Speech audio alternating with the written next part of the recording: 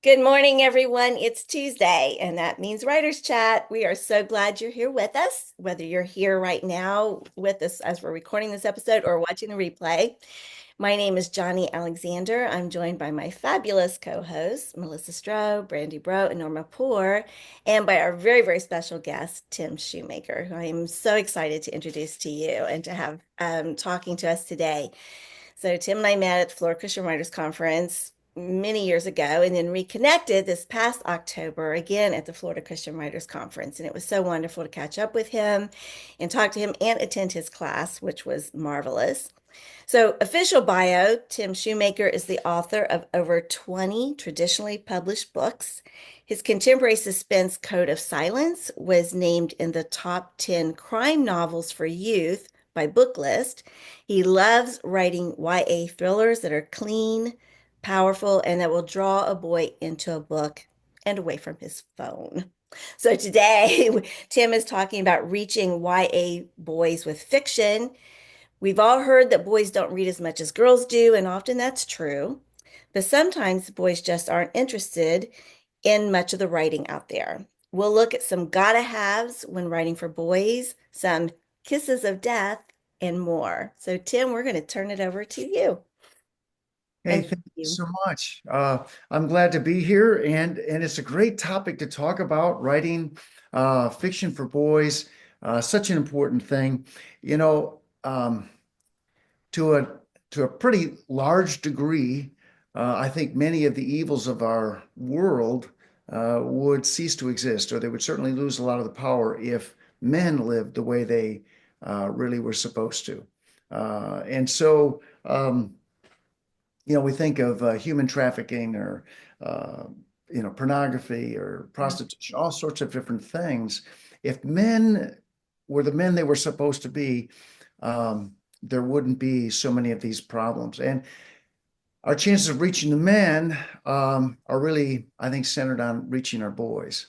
And so we want to impact this next generation and obviously talk a little bit about that today by talk about ways that they will be interested and they will be engaged in your book so that whatever that deep truth that God laid on your heart, whatever's in that story, that it'll actually be there and that they'll get that out of there. So um, that's just sort of maybe just a little bit. Yeah, we want to talk about some general things about writing for boys and maybe about some things about boys in general to make sure that we're understanding that audience as much as we can. And then, yes, let's look at some things that we really want to make sure we've got in our writing, some things we kind of want to avoid if we can, right? Yes. So, with that, I wanted to read you an excerpt from this book. And see, we are using the screen here. Here we go. And we're sharing that here. So in this little book, it's just these, these little stories of these guys who are obviously older men. They're looking back at some things when they were a kid. And this one story, I think, starts us out here. Okay. It says, when we were 13 or so, my friends and I had this game. We'd go down to the basement where it was completely dark, and each of us would find a hiding spot. Then someone would start the game by turning out the lights, and we'd try to hit each other with darts. You heard someone make a noise, and you'd come out of your hiding place throwing darts, but cringing because you were fair game too. There would be complete silence, and then you'd hear someone yell, "Oh!" One time we turned on the light, and a guy had a dart dangling from his cheek just below his eye. After that, we wore goggles. By Jim. Now, I just love this about this thing about boys. It wasn't like, man, after that, we stopped. Like this, this is really a stupid game. No. It wasn't a stupid game. They had to find a way to make it work. And so they wore goggles so that it at least would protect their eyes. Um, I love that. And it sort of encapsulates the fact that boys are very different from girls in more than just physical ways. How they think, Mhm. or how they fail to think, as some might say, how they learn. Um, and often they learn best through movement. Um, they're wired to be apprentices. They're wired to learn hands-on. which is why so many had so many troubles in school. Um, they're wired to learn by doing and to be active. That's why for you know, centuries. They made such great farmers and hunters and providers and soldiers and things because they were wired different. So, um, even though there's been so much melding together in our society, especially with traditional education and such, um, we can begin to think of them as being more similar to each other than they really are. And so, but our writing for boys, it needs to differ. If somebody um, tries to write, and if you say, I'm writing for YA kids, or I'm writing for middle grade kids, um, chances are you're writing for girls. That's really what it is. If you can put those two together, you're writing for girls. But you've got to separate them. Uh, and then um, and then you've got something. So we'll talk a little bit more about that. But the basic point is this: if you want to get boys in your writing, you've got to write for them, and you've got to focus on them. The great thing is, it's just subtle things that you're going to do differently. We're going to talk about some of those.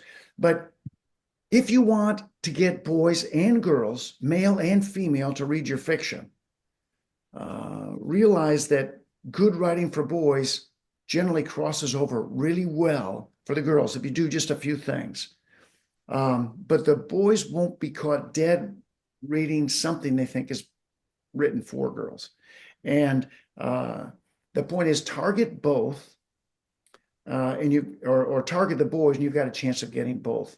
That chance is really, really high. So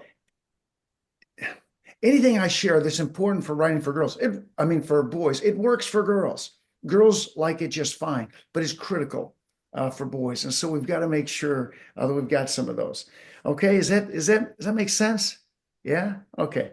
Um, Sometimes, obviously with boys, just sitting to read is tough for them. There's so many exciting things competing for their attention. So the writing has to be really good in order to get them. And we don't want to deviate into some little dark alleys, I guess, where they lose that interest because it won't take long, and they'll close that book. There was a psychology professor friend of mine, and we were talking about boys. Pam, it wasn't Dale, but it could have been. Okay, we've had a lot of great discussions about that. Now, you might not agree with everything that I would share, but some of these things I'll share, they hold true for many boys. And the reason we want to talk about these things is that should affect your writing. Okay, when we think about those differences. Now, words are a broad wavelength of communication for girls. They express love and anger and fear and friendship. They express everything with their words. So in a novel where you've got girls, you can have lots of introspection, lots of conversation as they process things. But if you do that for boys, you've got a problem. Okay? Aggression is that broad wavelength of a communication for our boys. So anger, love, fear, friendship, they express all that with aggression more than their words. So in anger, they might haul off and punch somebody. Fear, you know, if a guy's afraid and he's got to go down this dark alley, he's going to use aggression. Chances are the best strategy he's going to come up is scream his head off, bloody murder running down that alley, right? He's not necessarily going to sneak down that alley. He just might run right down the middle there, screaming his head off. Because if anybody was to jump him, they're going to be thinking twice. One, he's moving fast. And the second, is he nuts? Is he crazy? What's going on? They might look for somebody that's coming through a little more cautious. So fear, they express it through aggression. Friendship, they may wrestle their friend They may slug him in the arm, trash talk him in a game. Humor. Now, you know what? Hey, when I was a kid, um, my dad and I could watch the Three Stooges, right? My mom thought it was awful. You know, she thought that I was going to start hitting people with a hammer over the head or something. Come on, no, we knew what it was. We loved that. That was just humor. A lot of you probably thought it was stupid, and but you should watch it again because it. No, I'm just kidding. Forget it. Love. Uh, you know, they'll give a hug. It's a physical show. It's not just words.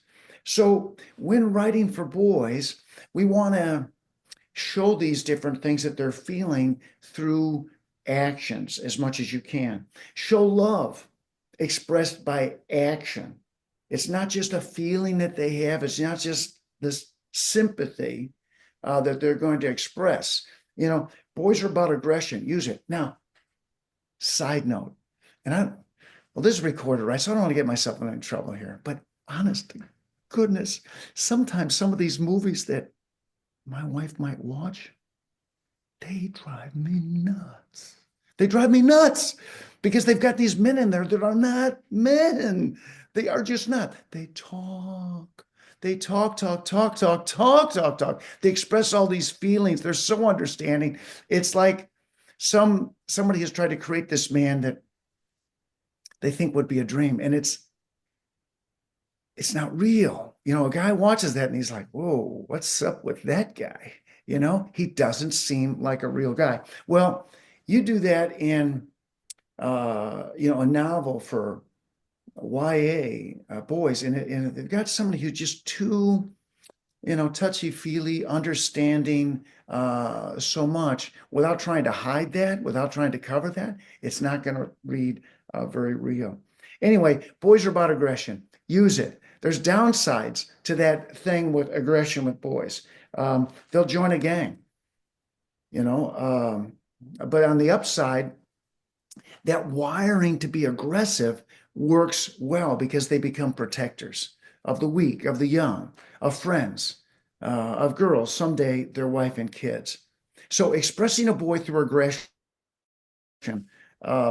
is good. It's necessary in a writing as well. He'll physically protect those he loves.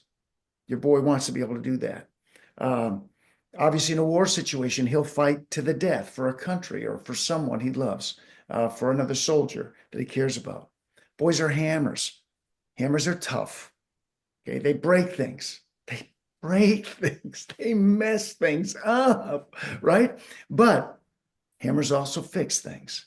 They can pound something in line that wouldn't have gone in any other way. So use that boys are hammers principle when you're writing.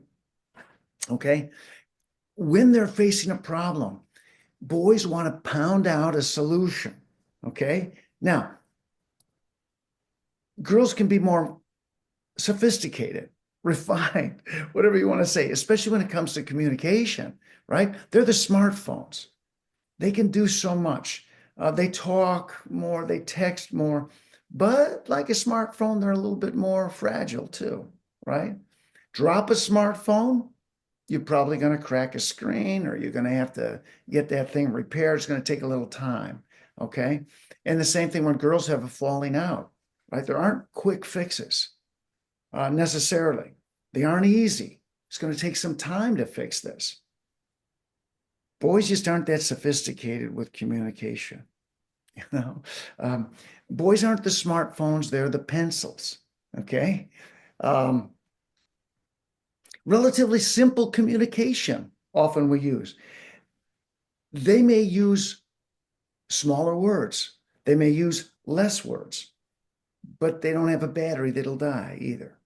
They can just kind of keep going. Drop a pencil, you can pick it back up again and get back to work. Two guys get in a fight, they can be friends again pretty quickly when they work it out that way. Boys are just more physical when it comes to that. And here's the thing, they process better when they're physical, when they're doing something. Okay. That's why it's so hard to have a conversation with a boy or a young man face to face. It's very difficult. You want a good conversation with a boy that age, you have that conversation at night, um, especially with the lights off. You're in their room or they're in your room, and that's when you'll get a boy to open up a whole lot more. But when they're forced to look at somebody face to face, it's extremely uncomfortable for them. And yes, we train our boys that they can do that for an interview, for a quick conversation, whatever, but to put them in that mold all the time, it's unnatural for them. And if you really want better conversations with a boy, um, you want to respect that rather than force them into a different mold. That's why conversations with a boy are so good when you're driving. So, you're at the wheel, you're looking out the windshield, you're not looking at him, only just quick glances. He doesn't feel like he's under the spotlight, right? Um, so, and he can look out the front windshield, he can look out the side window. Driving at night is the ultimate. That's when you get those great conversations. I loved it when my wife and I, we have three sons, so I loved it when they were going through, drivers, learning to drive. And we had a family thing. We didn't just do the 50 hours that was required. We had to have 100 hours. Um, so that was great talk time because we weren't just staring at each other. So just remember that with your books too. Anytime your characters are doing something, you should be able to have a better conversation. So maybe, and even like in real life, if you want to have a good conversation with a boy at a certain age and he likes to play basketball, well then you be the rebounder. Let him shoot and you just keep feeding him the ball, and you'll get more conversation coming out of him than if you just, you know what, hey, let's sit down with this cup of coffee and talk. Good luck, right? It's going to be very tough. They're going to tell you what they think you need to hear so they can get out of there. All right. All right. When a boy's active, it's easier to talk. So when you're writing, be sure that you're portraying that. Think twice before you have a boy talking with anybody face to face for an extended length of time. Quick is okay, but extended, a boy won't relate to that. That writing something feels off. It won't feel real because to him it's not. It's like, with our when we're doing dialogue, we work so hard to make it seem real. But if you violate that with them, it won't seem real. A boy can't relate. Now, here's the thing.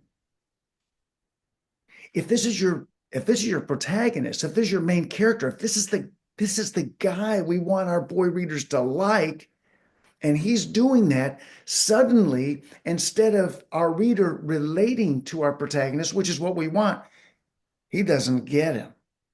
He just doesn't understand him. He's different from me, really different. And that's taking a step back from the story. You see how dangerous that could be? Just a simple little thing like that? Yeah. Okay.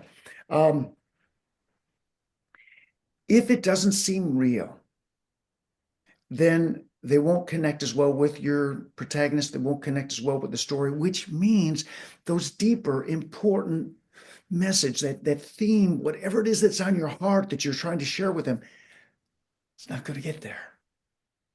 Okay. And that's what we want. So have the boys in your story pretty much always do something. When they're talking, they're riding bikes, they're shooting hoops, they're pulling a prank, whatever. Boys are doers, and they'd rather do things than talk about them. They want to know how they measure up. They want to know who's stronger or faster or more successful in whatever area interests them, right? They learn by doing. They face problems by doing things. Now, here's the thing. They got to try something, whether it's good or bad. They got to try something to fix whatever problem that they're in. They just can't sit back, most of them. Now, our world has been training them otherwise, but the fact is, deep down inside, sometimes it's kind of hidden with the guys, they want to fix this problem. They can't sit back. So, in your writing, let the boys be impulsive. Let them be impulsive. They got to find a way to make something work. Now, it might look like a stupid decision, but they must try. Okay. Now, boy readers understand that. Yeah, it was stupid, but they get why he did it, and they might have done the same thing in his case. They see the sense in it, or they'll be entertained by it, but either one works. Okay. So either he made a really stupid thing and I would have never done that, but they understand why he did it. And now it's just entertaining. Or it might totally relate. So boys don't want to show fear. That's pretty obvious, but it's still worth mentioning. Not to say that they don't feel fear. Oh, they feel fear, but that's going to be in your interior dialogue. That's what they're going to be hiding.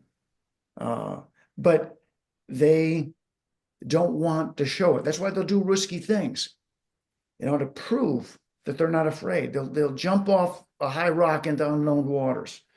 They'll ride a wild roller coaster with no hands.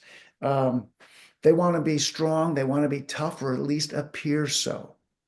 And appearing is probably most often what's going to be, because everybody is playing a game. Everybody is acting. You don't want to be a friend of a person with no fear, honestly, right? In life, because they're going to do some stupid things. But boys don't want to show it. So they might operate under a tough, detached facade. But that's not what's going on inside them. And so again, in your story, if that's your point of view character, you'll see what's going on in his head, and we can show that. Or maybe if he's a side character, your main character ought to be seeing the signs, whatever it is, the little tells that they know that they're afraid. Okay. But they would never admit it. They definitely don't like the appearance of being babied in any way. So, if with a teenage boy, if mom is too affectionate, he's going to push back against that. He wants it. He wants to be loved, but not like that. Okay. And that's also why they don't like to be teased, made fun of, or laughed at. And some will do awful, awful things when they are put in that position. And if they don't feel they can fight back fair, they might fight back in awful ways that will put them in prison for life. So, as boys get older, as they're in these teenage years, remember that they are grappling with issues of manhood. Okay, so when am I a man? What does it take to be a man? Will I have what it takes to be a man? Those are things that they're going to wonder about. They may never express them. So if you're a mom, you may have never heard a son say those things, but they think it. They think it. If we don't help them find those answers, if we don't, sometimes you're going to have characters grappling with those questions in your story. Perfect, because your reader is also. But if we don't help them find answers, our culture is giving answers, at least so-called answers. That being a man is when you reach a certain age, 18 or 21, or having a physically mature body, getting a driver's license, having a first drink, or being able to drink legally, getting the right education, landing a solid job, making a certain amount of money, or having the things that we'll buy, owning a car or a faster car or a better car, having sex. All these things are things that the world are saying, this is how we know that you're a man. And true manhood has nothing to do with any of those things. All of those are a lie. And so that's something that's so important with our writing. We want to be able to get through because we've got a different message, right? And we want to show them what a real man looks like. And so we can reveal the truth. But I think this whole thing with the way the world defines manhood in so many ways. I think we see that come out in different ways. Yes, it affects boys in their teenage years. And then again, for many of our boys, as they become men, it hits them again in midlife. Okay. When they are feeling that they're getting soft, that they're struggling in some areas of their life, and they just want to feel like a man again. And so what do? They switch occupations. They get a membership at the gym. They buy a new car. They have an affair. All these things that they thought defined manhood from back when they were a boy.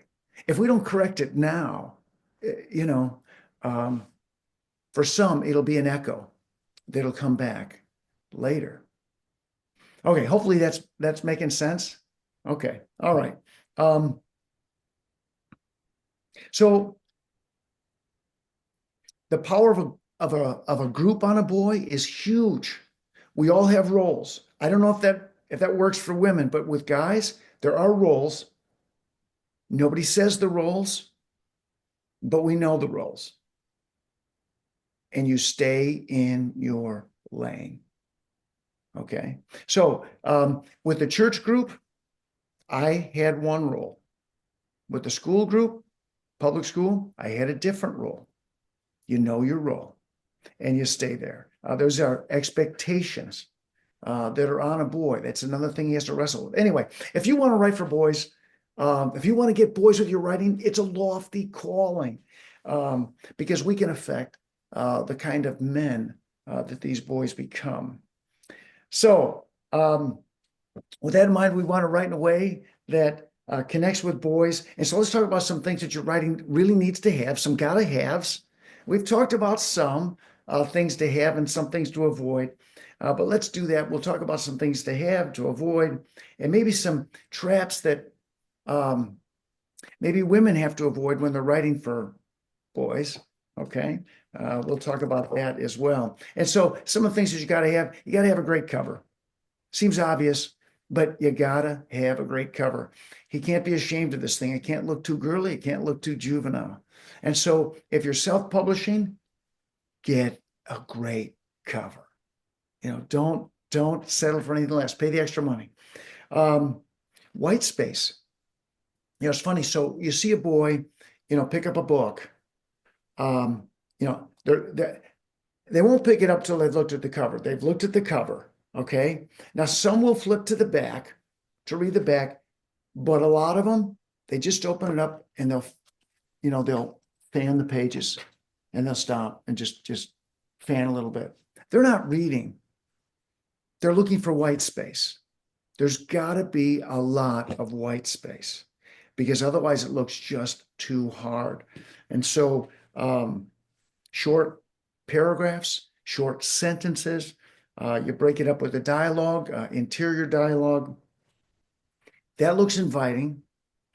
They're able to read faster. That gives them that sense of accomplishment. It keeps them in the action of the story. Powerful opening.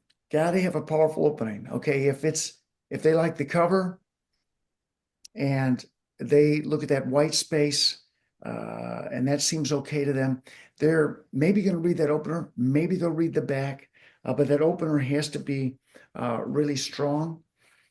They may not read past 3 lines. You think editors are tough? Boy readers are tougher. So we have to be magnetic. We have to draw them in. We want to intrigue them. We want to hint at danger from the very first line. What would his parents say if they found out? Take one more step and you're dead. It was all his fault. How would he ever explain this? It was an accident.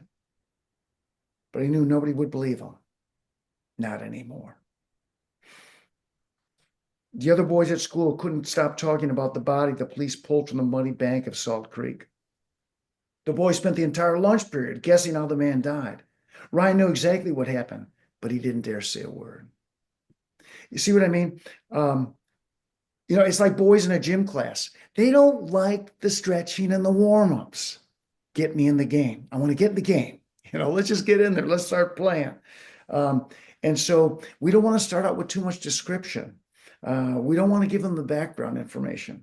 We have to jump into the story with both feet and explain things later in small chunks. So I'll read you a couple openings from actual, books, not one just made up for the thing here. So chapter 1, Everglades National Park, Saturday, June 13th, 6:55 p.m. Parker Buckman stood on the airboat deck and searched the surface of the water. He didn't actually see any alligators, but they were here, watching, reminding him that he was an intruder in their world. He was pretty sure the gators didn't mind, though. A visitor could become a meal for some lucky alligator in one careless moment. An uneasiness clung to him like the muggy air itself. It worked its way inside and wouldn't let go. He couldn't shake the creepy sense that he shouldn't be in the Everglades today. Okay, now, did you see how little description we gave? No background, no backstory, very little description. Hey, an airboat. We know what that is. Everglades, we already have a picture. Muggy air, okay, that helps. Talk about alligators, okay, all right. And we're intriguing. We're giving them the idea that something is about to go wrong, right? Something's going to go bad. He's worried about being in the Everglades that day, and he had every reason to be worried. He shouldn't have. He shouldn't have gone there. Here's another one. Rockport Harbor, Massachusetts, spring break, Monday, April 17th, 11 a.m. Jumping into the ocean wasn't like leaping into a pool, except for getting wet. A pool held no nasty surprises. The ocean was full of them. Even here, standing in full wetsuit on the floating dock in the south basin of Rockport Harbor, Parker Buckman felt that moment of hesitation from that place deep in his brain where survival instinct is king. That part that fired messages and questions at him. Diving alone isn't smart. Is this safe? Okay, so you see what we're doing there? And I read that for Pam. Her dad was an excellent diver. And man, to read some of the things he was involved in was crazy. Okay, so you get the idea. For the guys, your opening is a car on the drag strip. And when they open the page and it says chapter 1, that's the green light. Stand on the gas. Okay, action. Boys need something going on or about to happen.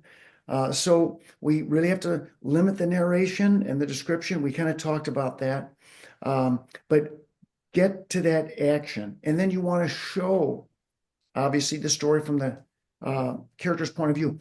Yes, there's times to tell them the story, times to show. But when it comes to the action, slow it down, show me. Show your reader. Otherwise, they're going to be like, well, come on, I want to see, what's happening here. You can imagine maybe there's some football game or something that you were trying to watch, or you're with some men and they wanted to see it and they missed it, but they got there and they got the TV on and there's this post-game show going on and there's a couple of announcers just like in awe of some play. This play, it was in all their years of announcing, they had never seen another catch like this. It was probably the most spectacular play they had ever seen, ever witnessed in all their years. And the guys are like, come on, stop talking and show me the play. Run the tape, play it back. And that's the same way our readers are going to be. If you tell them something happening that they want to see, that they want to experience, be sure that we're showing that. And so, and try to limit, let's see, I'm going to try to limit telling them much, let them figure it out. Okay, so let's say we wanted to say that Eric's dad's a jerk. Okay, well, we can say he's a jerk, but it could mean so many things to a boy. So let's just show it. So let's try it here. Eric tensed the moment he heard his dad tromp up the front steps. Sparky woke from a deep sleep, howled once, and trotted to the front door. Hey, Mom, Eric called. Dad's home. The door flew open and Dad barged in. Sparky was there, tail wagging and squirming around at his feet. Dad gave him a mule kick, and the puppy skittered across the tile floor. Eric wanted to run to Sparky, to scoop him in his arms. He glanced at his dad and caught himself. Dad lumbered into the den without taking off his muddy boots. He dropped onto the couch, grabbed the remote from the table, and changed the channel to ESPN. Woman, he shouted without taking his eyes off the screen. Where's my dinner? Okay, we've gone a little over the top, but you see what I mean? You know, we don't have to say Eric's dad's a jerk because that reader knows it. He's seen it. He's experienced it. Okay. And obviously you want to stay, deeply entrenched in their point of view. So use a nice deep point of view for your protagonist there if he's a male, for sure. Likable main character. Got to have that. If they don't quickly identify with this guy, that's where we're kind of talking about some of those things where, they're too talkative, they're too this or that. If they don't identify with this guy, if they don't begin to like this guy or something about him, they won't care about him. And so then all the other things that you try to do to add conflict and such, they just won't get through, if that makes any sense there. So when you want to show what somebody's like, put them in action. We won't go into, I guess, more detail there, but a clear goal. What does your character want? We need to know that, pretty soon in the story. And yes, it may change. You may have scene goals, but what does he really want overall? Make sure that's something that our reader could identify with too. And then, of course, you're going to add some strong conflict and cliffhangers. Yes, cliffhangers on the end of a chapter. Do that. Not on the end of a book. A boy will feel betrayed by that. That was a cheap shot. He read this book, but you're going to make him read another book to find out what happens? I don't think so. So, but cliffhangers are great because you want him to turn the page, not close the book. And then, of course, short chapters. You know how, and I forget what the term is, when you put the little asterisks or put the little thing, a little scene change in your chapters. And women's books go on forever. These chapters, they just put these little daisies or whatever there, and you're like, please, would you just end the chapter? Okay, anyway, that's how it is with boys, but worse, okay? Give me a short chapter. If it's only a page and a half, man, I'm flying. I just read another chapter, okay? But don't just do scene change breaks. Give me another chapter. So I would rather write, in these novels, I've got 100 and, 100 and whatever chapters. Oftentimes now I'm looking for a chapter count and I can't get it. But that also, okay, so maybe not over 100, but we're into the 80s here. But the point of it is too, is it gives me, if it's 85 chapters, I've also got 85 cliffhangers, or slightly less than that. But, you've got these to hold them in, to keep them going. You're rewarding him as they read. Okay. I'm going to get moving. We're spending a lot of time on things not to do. All right. Makes sense? Okay. Short chapters are important. All right. Because let's say he's not as fast a reader. And let's say he's a younger teenager, and mom says, "Hey, you can read for 15 minutes before you go to bed." If he can't finish that chapter, that's really frustrating. And now he's got to probably go back and reread that chapter the next day, or he's not sure what's happening. No, no, give us short chapters and go from there. All right, some kisses of death, things to avoid. And the first thing I would say, kisses. Kisses. Leave the romance out of your story. Boys don't want it. Okay.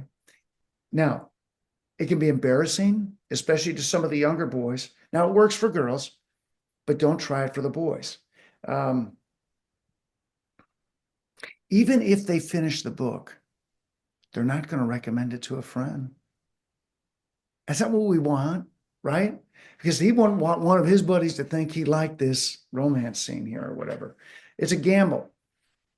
It's rarely won. You don't need to take it. Now, you might argue that, well, wait a minute.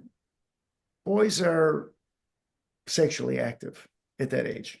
Don't tell me they're not interested in romance. No, no, no. I'm saying they're not interested in romance. Um, uh, because sexually active is not romance. That's about them experimenting. It's about thrills. It's about exploring exotic, strange new territory. It's about proving himself um, and using another person to do it. It's sex. There's nothing really romantic about it. They're doing what they can to get what they want, and that's not romance. So leave the romance off. It's all hormones.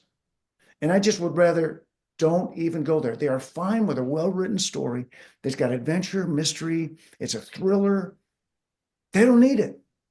And so why go there? Now, if you're thinking, slip a little bit in, just, to keep the girls interested, that's because you want to get both, forget it. Don't do it. Okay, just don't put it in there. The girls don't need it.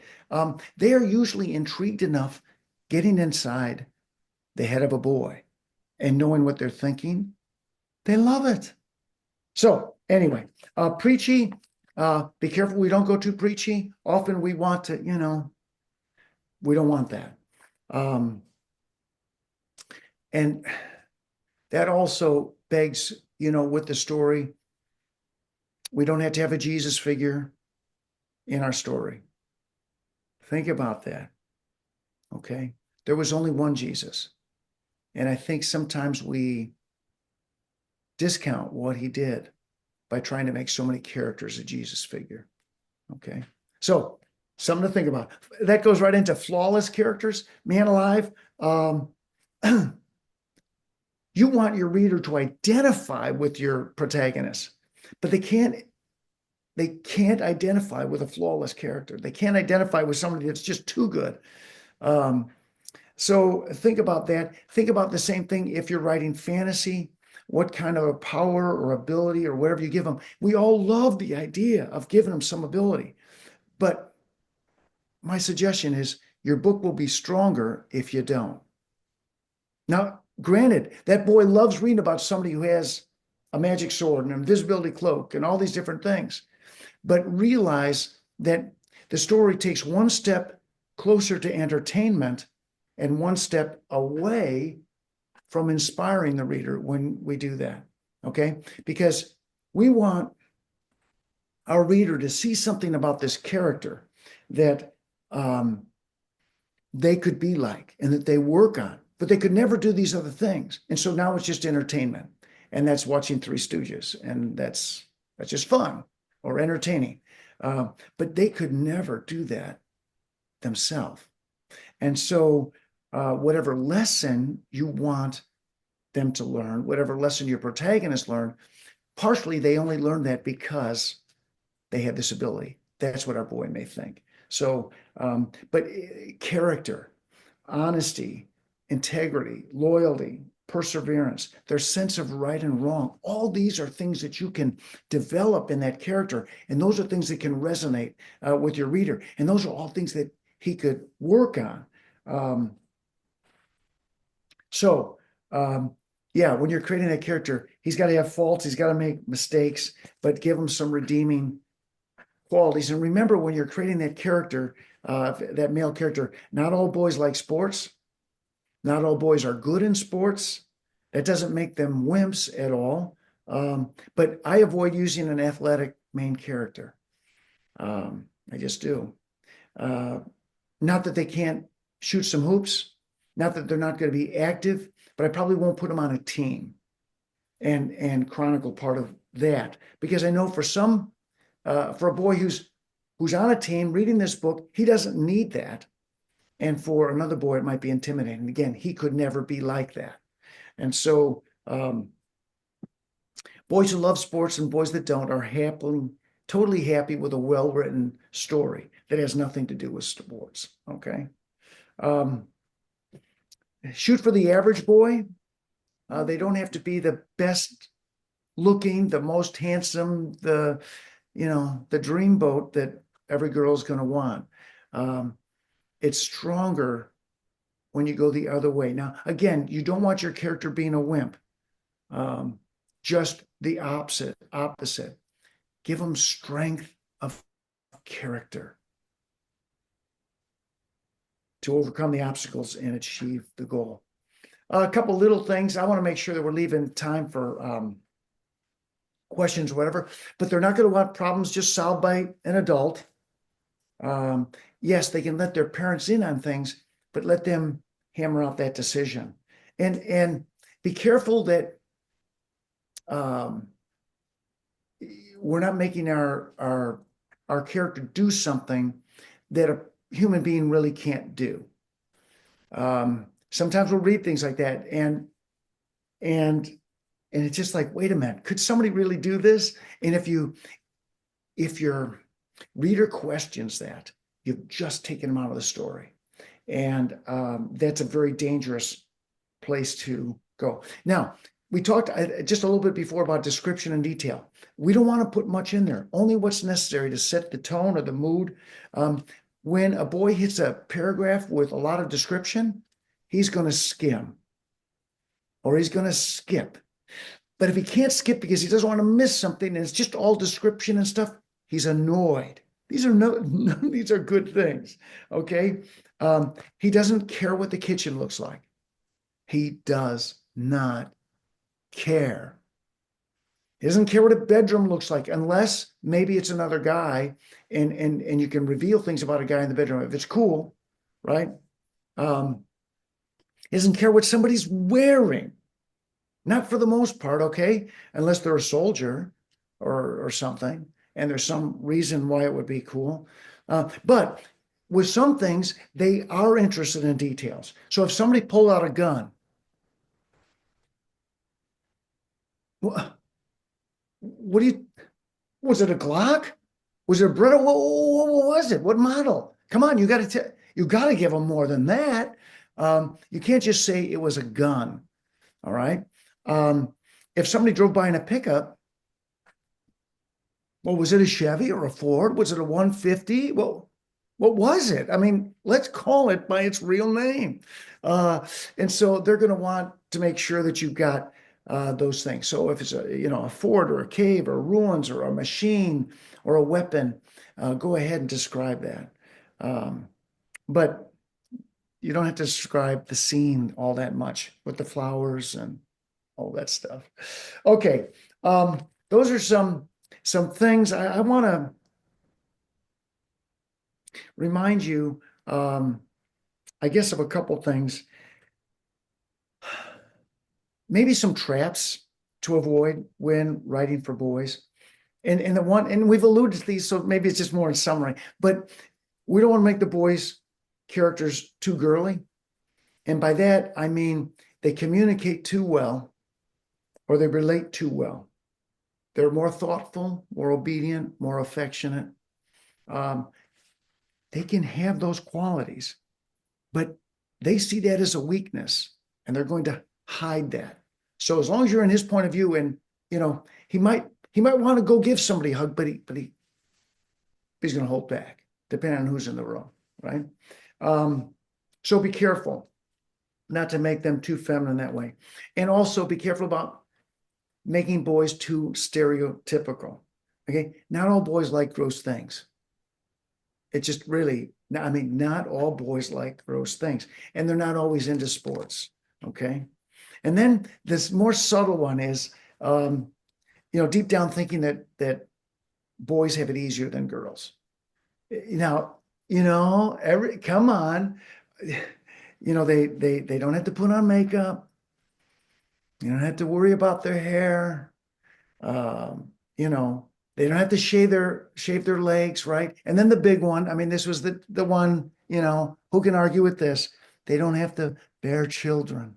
Oh, boys have it so easy, right? Well, we've got to remember that um, each gender has their hardships, um, but they're different. They're different. Uh, Boys have it just as hard, but it's different, and they hide it. They hide what's hard for them. A girl may fear that she's not pretty enough, but because a boy doesn't seem to worry about that, we think, oh man, they've got it so easy. Boys have different fears and different worries, and if we make the mistake of thinking they've got no problems, our writing won't relate the same way because we'll treat that as being, you know, that they have it easier or that it's trite. Whatever it is that we feel towards them, it somehow gets down. They may not be able to verbalize it, but it's there. It's like if we're, writing down to them, it's too parental or something. They may not be able to express it, but they'll experience it. So my philosophy is, you know, don't think about just writing for kids. You're writing for boys. You're writing for girls. We've got to make sure that we're targeting each one. Um, we don't want to think of them as being dumb, because if we do, your writing will take on a tone of a parent somewhere. They'll pick it up, and they won't like it. I think of them as being smarter than me in some ways, technology and things like that. But what they lack is judgment. They lack wisdom. They lack experience. And so I want to address that. They feel things. They feel so strongly. They're supercharged by hormones. Yeah, they're feeling a lot of things. They just don't have the tools or the experience to deal with it. And so they do a lot of stupid things, but not because they're dumb. They're smart. They're just trapped in that way. Anyway, boys need great writing. They need great stories, because we can impact the men that they'll become.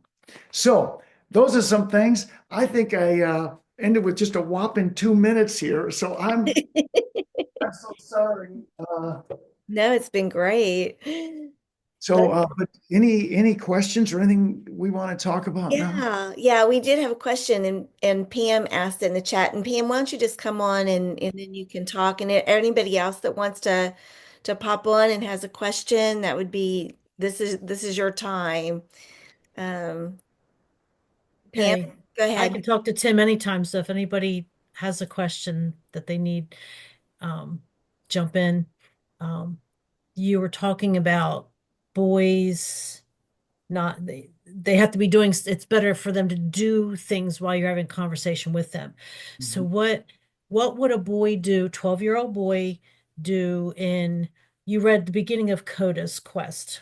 Um, so this is further in, and he has gotten in trouble, and his foreman has given him the switch, so his back hurts, and he's got, strap marks and stuff. And the fairies get him, and they're trying to tell him what's really going on with what's happening with the Stone Kings. And all he can do is sit there because he hurts, and he has to listen, and he has to have that conversation. So if it's hard for him to do that without doing something, I don't want to be typical. I mean, he could squirm, he could this or that, but that's a situation where like he would have to, right? He'd be forced to sit still and converse. Yeah. So now he's in pain there too. Put something in his hands. So give him a stick, give him Okay. something, and at some point he's going to break that stick. or he's going to take that stick and he's going to dig a hole in the ground because that's what he wants to do. He wants that. He's thinking of that knife as a dagger and he wants to put it through somebody. So, do some of that, you know, uh, something in his hands, something he Yeah. can throttle Yeah. because he wants Yeah. to do something. He's longing for the moment he will. He is, because he is angry because he was punished. It wasn't right. It wasn't his fault. He got accused. And anyway, okay. Thank you. That's, I just don't want to make it typical, oh, No, he no, stabbed him, then it hurt, and everything, because we know that. no, no, no. Yeah, and and if he does think about it hurting, you you switch it how he's going to make them hurt. Okay. You know, so instead of squirming, ouchie, that hurts. It just, you know what? You want to put it on a scale? Okay, maybe it's an 8. But when he gets a hold of salt, it's going to be a 10. Mhm. He's gonna put a world of pain on this other guy. Mhm. And you know, Of course he can't, because it's his boss, it's his foreman, oh so no, no, that does not stop a boy. okay. Boy from thinking, um, if I got the opportunity, what am I going to do? Okay. Then you go from fantasizing about what you would do if you had the opportunity to planning. How do I do that? So there's that subtle change that begins to happen. It starts out innocent enough. Wouldn't you love to do this? Wouldn't you love? What if, what if we did? How would we do that? Hmm. And anyway, yeah, Makes sense. Thank you. sure. Good. That's good. Everybody else is welcome to come on too. So just want to make sure you know that. And if you can't come on and you want to, let us know. Yeah. I think one of the things that resonated with me, because I don't write for boys and or even YA, and this just is so much more daunting. It's like it probably never would happen. But I love what you said, because of course we still have boy characters in our books and and need to know these things to make those characters authentic as well. But something really resonated with me was talking about the echo of the midlife crisis, that they're going just through that same thing again. I found that really a fascinating insight that I had never thought about before, considered before. So That's good. Thanks, yeah, Johnny. Yeah, you think about it. They're doing yeah, the same things. it makes so much sense. It's very, very interesting. All right. Anyone else? Questions, comments? Kim, I just wanted to say, great job. Thank you. I have 4 boys uh, and I have 7 grandsons. Oh, wow. Yeah. Yeah, I boys are awesome. Mhm. But as you're talking about so many of these things, like the talking late at night, oh my word, with my teenage sons, there would be times at 1 and 2 in the morning, they're wanting to have these deep conversations, and I'm sliding down the hall, inching closer and closer to my bedroom, trying not to push them away, but trying to let them know I'm exhausted, I need sleep. But I Mhm. never gave in. And to this day, I have a great relationship with all my kids. But I remember those late night conversations. It was rough. That Even is, now, oh, good. I say even now with the kids Yeah. being older, like when the girls call me and I have something else to do, I'll just say, listen, I gotta go. I'll talk to you later. When my son calls, I rarely ever, Yep. ever in the yeah. conversation till he's ready. Yep. Yeah. And the other thing that's true that you said, how they will perceive if we think they're dumb, even if we don't say it. I tried to make a point raising my kids to never say, "What are you, stupid or what?" So I would say, "Why are you acting like you don't have a brain?" Well, they would still perceive that as me saying they're dumb. Mm. So what you said is true. We have to be careful with how we use our words, because boys see things in a very, very different light than us ladies or Yeah, girls. Yeah. yeah, yeah. Yeah. And I love that it's true. There's not a lot of good things for boys to read. There's just not as much out there as for girls. My boys started reading Frank Peretti because his was all action and all of this great boy kind of stuff. And they just loved it and went on to find other things. Once they started reading him, they found other things as well. But they like that. And one of mine loved the Sherlock series for the same reason. Oh, yeah, that's terrific. Yep. But I want my grandsons to have good stuff to read that's not old and antiquated. Okay. Well, It's you can true. make suggestions, but Read Yeah. Tim's books. He, Yes, absolutely. I put him down. Check yes. out. He read excerpts at the class that he taught, and yeah, it's just excellently written. So good. Thank you Very so good. much. Such great information. This is one I will, even though I don't write YA, who knows what God will do next. So Oh, good information. This is one I'll probably go back and watch again. oh wow, Norma, that's great. And think about it, even if you're not writing that, but somebody mentioned they've got characters that fall in that. You could even have a couple of moms talking and one doesn't understand their kids, but if somebody can relate something, um, that would help them. Exactly. Exactly. absolutely. Really super good. Oh, that's great. Okay, You know, any what's other? funny is my husband was in the room and he was listening to you talk about boys and how they function. He says, "Well, yeah," and then he says, "What is he, Dr. Obvious?" And I'm like thinking to myself, "You're a guy, you get it." So he was just affirming everything you said, and I'm like, he's talking to a bunch of women. He goes, "Oh, okay." And then David's in here going, "Uh-huh, uh-huh." He's like, Yeah, David's like, duh. right. Not telling you anything you don't know, David, right? Yeah, yeah. But you can always tell when a woman has written a male character. Mhm. Always. Most often. Yeah. Yep. Yeah. Yep. Same thing I for me. knew a, go ahead. Kim. Sorry. Yeah. I knew a gal that was trying to write a YA story, and I kept telling her before I even heard all these great points by Tim, just having boys, I was like, no, they don't do this. No, they don't. They wouldn't do that. And I think it kind of hurt her feelings, and she quit coming to our critique group. Oh, But they're not. If you don't make it authentic, like you said, they're not going to read it. They're not going to read it. So I felt bad, but I was trying to be honest and I was being sweet about it, but she still didn't like it. So, oh well. well, I can't imagine you being nasty about it, Norma, but you gave her the right message. Just, God made us different on purpose and Absolutely. to try to make to try to make us the same from either side is wrong, in Yeah. my opinion. Mhm. Agree. Okay, so for next week, Norma, you want to tell us what's going on? Sure. Next week, I would like to present to you all a topic that has been near and dear to my heart, and it's 7 tips on what to do when you don't know what to do.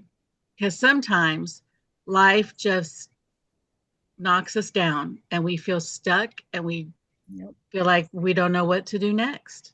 So I'll have 7 tips for you on what to do when you don't know what to do. Great. So we'll be glad to hear from Norma next week. Thank you all for being here, Tim. Thank you so very much. Thank you, Tim. Great job. All Very right. good. Great information. If you're watching the replay, we invite you to check out all of our videos on our Writers Chat YouTube channel. Um, Also, you can join our Writers Chat Facebook group and check out our Writers Chat Facebook page. Stick around for the after party until next week. We'll see you then. Bye bye, everybody. Bye-bye.